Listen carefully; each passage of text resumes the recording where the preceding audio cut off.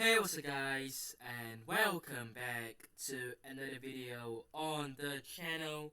Today, we will be talking about some Real Madrid news. It feels like a long time since we last talked about Real Madrid. I know the Club World Cup ended about 2 weeks ago now, which actually feels longer. It feels like it ended a month ago. But anyways, um, 2 weeks ago it ended, and now we've had these 2 weeks to have the break, have a rest, and the funny thing is, pre-season literally starts in like a week and a half, right? So that is the funniest part. So these players barely have a month off, like barely have a month off, which is crazy.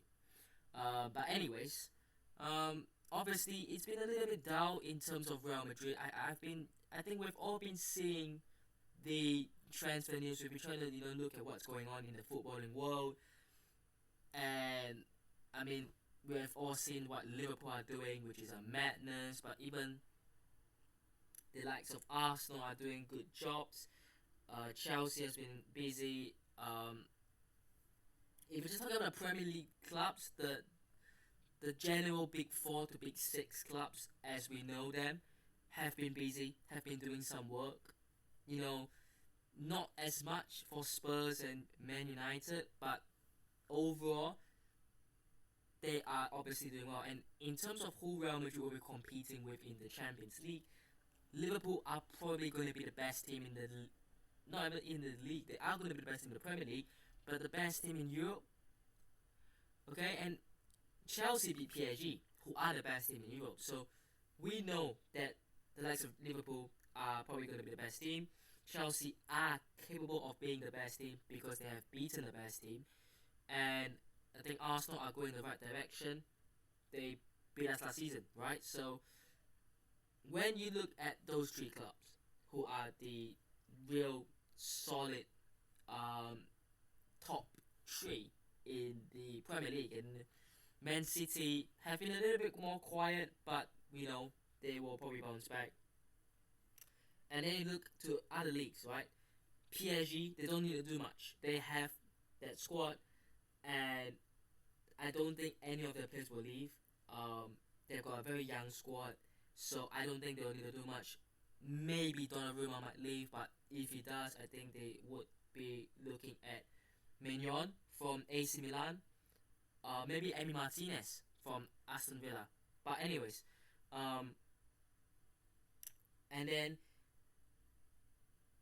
I think the likes of Bayern Munich have done a little bit of deal, but not an insane amount. But it shows that there are going to be a lot of teams next season that are going to be very strong, very competitive, not just in their own domestic leagues, but in the Champions League. So then I look at Spain. I look at La Liga. Barcelona are the reigning La Liga title winners. They arguably don't need to do much, and when you've looked at what they've done so far, it's not a lot. And like I said, they don't need to do much. Okay, they just need depth. For Barcelona, I think they just need depth. But for Real Madrid, and that's what we're here for, Real Madrid fans know the problems. Real Madrid fans know what we need. We know that there are issues that isn't just depth. There is quality issues that we need to address, and there is the right personnel to fit into the manager's system that we need. So with that being said, when we know what Real Madrid need, and when you are seeing news that Real Madrid will wait until 2026 to get Konate on a free, look, I am beyond that now. Okay, 4 or 5 years ago, we started this thing, right? Alaba came in. No one really talked about Alaba in terms of the summer before, because obviously he was going into towards the end of his prime, right? Then a couple of years later, Rudiger came. Exciting. We had a decent team. Alaba was still playing well. Militao was there with Nacho. And Rudiger was just an extra piece coming in. and obviously solidified his spot. Then Mbappe came in, right? But that was a deal that we've been waiting for so long, and then suddenly deal done, right? And then this summer we had Trent Alexander-Arnold that we have been chasing for a year now. We don't really need him in terms of that type of player because I've always believed that Hakimi was the better option. But guess what? It's free. So okay, I like Trent. I think he's gonna be a good player. But would I say he's plan A? Probably not. But okay. Now, Konate. Would I say he's plan A? No. I think William Saliba is and has been the plan A. But because his contract runs longer than Konate, Saliba's contract ends in 2027. Konate's ends in 2026. Ideally, when you look at that, you would make an approach to Arsenal and say, you've got 2 years left, your player has 2 years left on his contract. It seems like he doesn't want to sign a long-term deal to stay. How about we offer you this amount and we negotiate? Now, this doesn't mean that the other club, in this case Arsenal or Liverpool for Konate, will accept. But at least try, at least go for it. Real Madrid are going to wait 1 year at least for Konate. If we don't get Konate, we'll wait 2 years for Saliba. That is the plan. Why? Why are we waiting? Why are we playing this waiting game? Why are we doing this? And I'm sick of this. I'm sick of this waiting game. The issues have been clear for like 5 years now. The issues are there right now as well. Fix it now. Don't wait 1 year. Don't wait 2 years.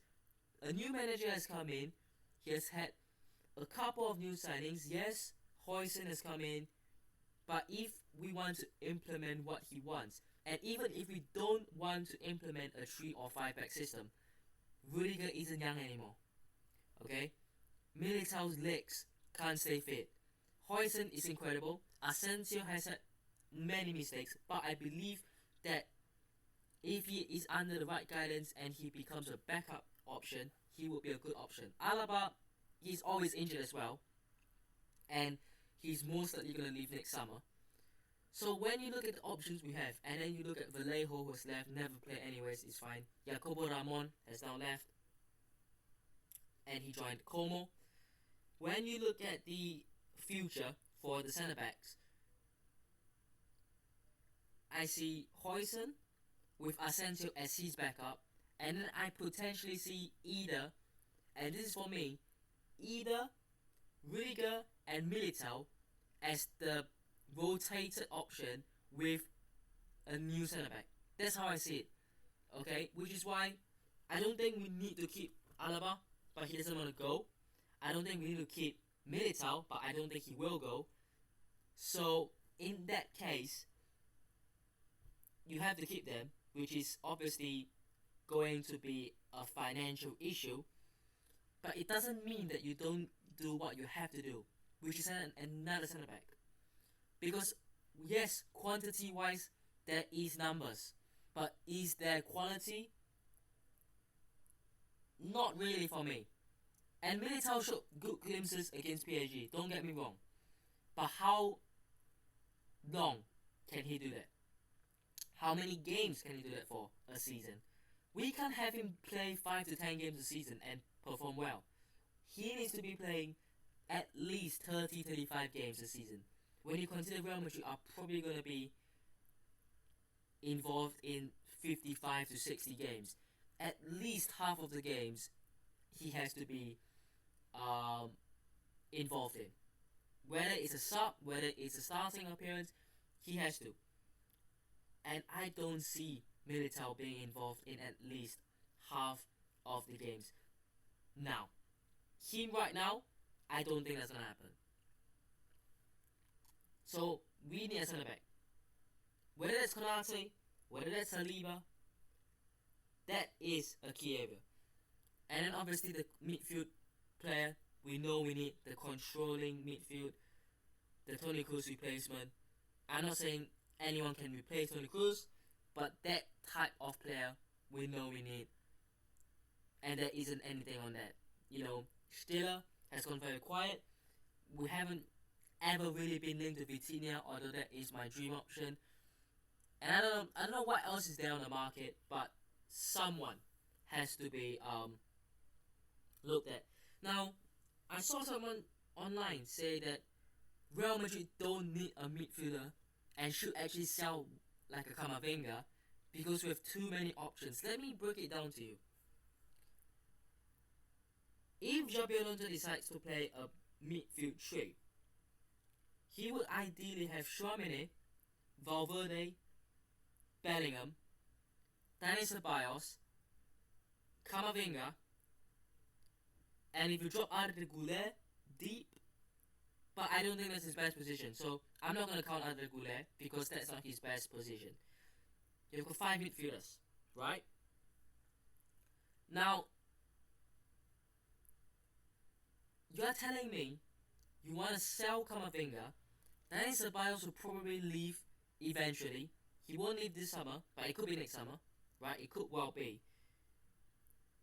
I know we've got a dilemma in terms of the midfield balance. I know we can't really bench Tchouaméni, Valverde, or Bellingham for another midfielder. But by forcing the three of them in, with no alternative of a player who can control the game, we know those 3 players aren't players who control the game. We know their qualities, but they are qualities on controlling the game. So it doesn't matter who we have. I believe that Bellingham should play in a much more further role in terms of the 10/false line role to support the front 2, which in this case would be Vini Jr. and Mbappe. And then you get a midfielder to play along with Valverde and Tchouaméni. And then in that regard, Bellingham, when he's back, when he's fit, he can come and help out and join the midfield as a diamond. When he's going forward, he can join the front 2. Tchouaméni, when we don't have the ball, can tuck in to form a back 5. The sort of versatility that you have, when the wing backs push, Tchouaméni tucks back in as well to form a back 3. So there's so much you can do in terms of that. So don't tell me that we have too many midfielders. No, we don't. Nico Paz has re-signed for another year, I believe, at Como. Cherma has just joined Stuttgart. Mario Martin is going to Getafe. So those are 3 young players who have somewhat regularly been with the squad for the last couple of years, right? And then there really isn't many other options. So for me, I think that we do still need the type of midfielder that we know we need, which is a controlling type midfielder. Now, why I want to talk about this is because this is a piece of news that came out of nowhere. Now, it's not news in terms of it's confirmed, but it's rumors. And you might think, oh, it's one of those rumors that some random journalist created to get some likes, get some clicks, get some headlines, and he created a fake story. I don't think it is, because this wasn't reported by just one source.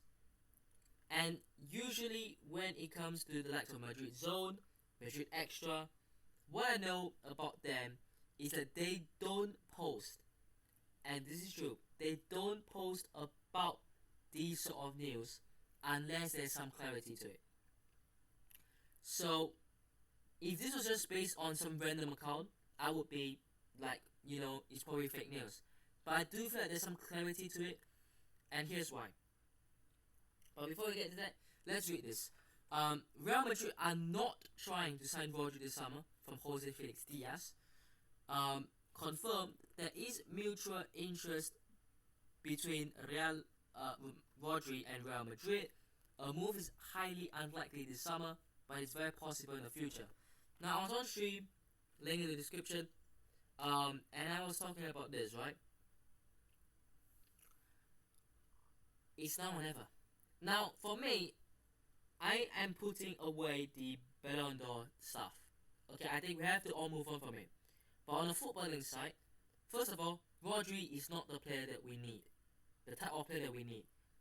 Yes, if you bring Rodri in, would he start? Absolutely. In terms of when he's at his best. But is he at his best right now? I don't know. He's just coming from a long-term ACL injury. How good is he anymore? We don't know. Number two, do we need that type of midfielder? He would be an upgrade when he's at his best, but no. Our priority should still be a controlling midfielder. Don't tell me that Rodri is a Toni Kroos type player, because he isn't. So, first of all, we don't know how good he is, and if he's very, very good still, right? If he's still very good, is that the priority right now? And third of all, Man City will not be letting him go for cheap. They will be demanding like 150 million. Okay, maybe that's a bit exaggerated, but still, they will be demanding stupid money for a player who's gonna be 29, who's gonna be 30 actually. I think he's 29, who's gonna be 30. Look at what happened with Eden Hazard. I'm not saying that what happened with Rodri will happen with Hazard, but it could happen. It could well happen. So, for me, in my opinion, 5 years ago, would I take Rodri? Yes. 3 years ago, would I take Rodri? Yes. A year ago, would I take Rodri? Yes. But ultimately, this is a player who has suffered a very serious injury, the ACL. We don't know how good he is. Ideally, we don't need that type of player as a priority, and we will be demanded to pay money that is stupid, in my opinion. So for me, this deal is a no. And lastly, stop with this nonsense. This last sentence here. If you're not gonna sign Rodri now, don't be saying this. No one wants Real Madrid to sign Rodri when he's at 34. Mate. No one wants that. Okay? He's 29. He'll be 30. Once this guy is 30 to 31, 32, 33, I don't really want him. I want us to look at younger options then. So if we want to get him, which we won't, is this summer. But since we won't, then forget about it. Stop saying things like it's possible in the future. I don't buy into that crap. And yeah, for me, it's a no. I'm not really interested. I'm not denying his qualities. I'm not denying his qualities when he's at his best. But where Real Madrid are right now, no. Anyways, this is precisely what I'm saying, right? This is from Wolf IMFC, right? He's a Real Madrid fan account, and I do like a lot of what he said on Real Madrid takes in general. But here, Rodri to Real Madrid rumors are funny. To me, it looks like his agent is using Real Madrid to get a better deal at City. Could well be. Post ACL, yes. 29-year-old, yes. Legs are gone. We don't know for sure, but it's very possible. We don't need him. We do need to find another midfielder. And to add on to that, for me, another midfielder who is a different type of player to Rodri, who can actually dictate the tempo of the game and control the game, like a Stiller and like a Vitinha. That's all I'm saying. That is all I'm saying. So I completely agree with this post here. I completely agree with that. Makes a lot of sense to me. It really does. Now, to end off here, this is something that is not gonna happen. It's not gonna happen. But it is quite, I wouldn't say funny, I wouldn't say interesting, although it is a bit of both. Check this out. It's not really a rumor or a news, but it's just a question posted here by Madrid Universal. Alexander Isak to Real Madrid, yes or no? Now, I believe that he will go to Liverpool. I don't believe that Real Madrid are or will be in for him. Now, the funny thing is, I believe Real Madrid were actually in for him a couple of years ago.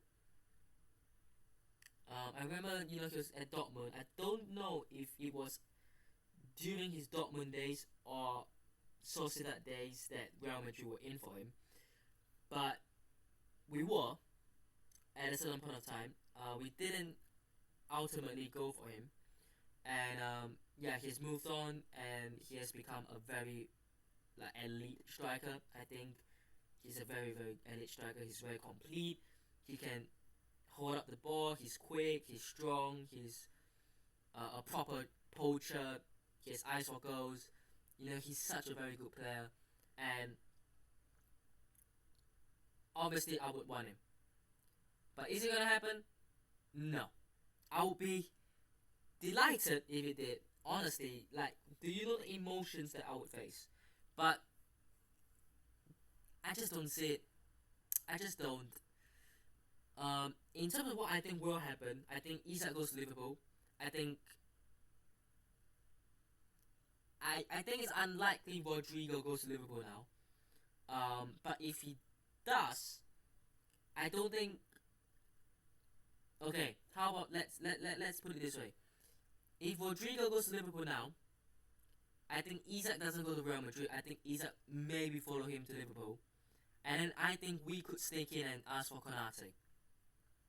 I think if Liverpool want Rodrigo, Real Madrid will look for Konate instead. I don't think we'll be joining in with this sort of party that Newcastle, Liverpool have been doing this whole summer in terms of Isak and Ekatike and whatever, this sort of crazy mad stuff. So personally, I think it's very straightforward. I think, would I take him as a question? It's a pure question. Yes, absolutely. But would it happen? No. But I will be interested to hear what you guys think about this, and obviously on the Rodri tag as well. In terms of, would you want Rodri? Do you believe Rodri still has it? And do you think he would fix the problems Real Madrid are facing? I don't, but you can let me know what your thoughts are down below.